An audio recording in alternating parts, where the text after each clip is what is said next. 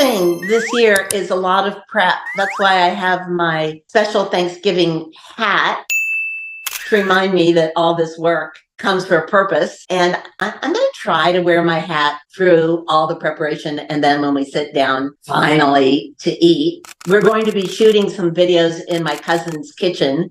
She started working 2 weeks ago because there are 30 people coming, and she has an extra fridge and freezer in her basement, and we're stocking up. And today's job, well, it's part Christmas and part Thanksgiving, we're going toy shopping, which is really fun. But I am in charge also, in addition to making a pie. I'm supposed to be making a Brussels sprout salad, which nobody will eat, but it'll be there so that people will feel virtuous. And the fun part is I get to pick out the ice cream. So I had to Google how much ice cream you need for 30 people. And the answer is a lot. So we're going to get a bunch of pints of ice cream and chocolate sorbet by special request, and no sugar ice cream by special request, and vegan ice cream by special request. There's so many food preferences these days. There was a Thanksgiving I did a few years ago when we still lived in another town, and I actually had to do a spreadsheet to figure out who could eat what food, because people eat dairy, some people don't, some people will eat turkey, some people won't, some people like orange peel with their cranberries, some people don't. It's like a whole big thing. And that's before you get to all the different interpretations of how Thanksgiving started, which gets very complex. And so I've decided that I'm not going to worry about that this year. I know there's some tough things that happened on the day that we celebrate. So I just have recast it in my mind as a family holiday where we make food because we can and we eat it because we like to.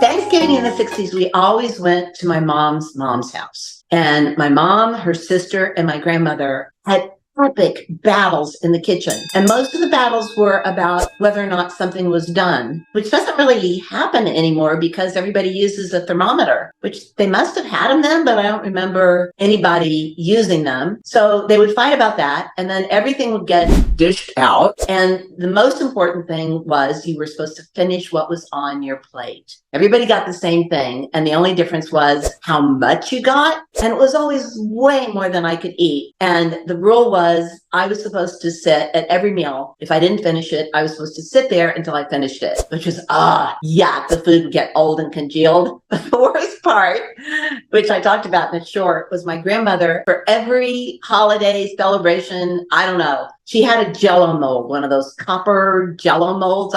You guys may not even know what they are. And she would make red Jell-O and pour a can of Del Monte fruit, canned fruit, in the Jell-O so that the little fruit pieces were suspended through the Jell-O. And then she would turn the mold over and there would be this shimmery thing, which looked very pretty, but blech. And after all the other food I didn't eat, there was that. So all I remember is lots and lots and lots of food. And then at the end, which is probably why I wanted to go into business and not be a homemaker, the women would clean up. It was just inconceivable that a man would ever go in the kitchen for cleaning. So the men would go sit in the living room on sofas that had plastic covers on them so we wouldn't make them dirty. And they'd watch television, always the football games. And we would be in the kitchen, like sweating with steam. And the silver, we always used the good silver and the good china.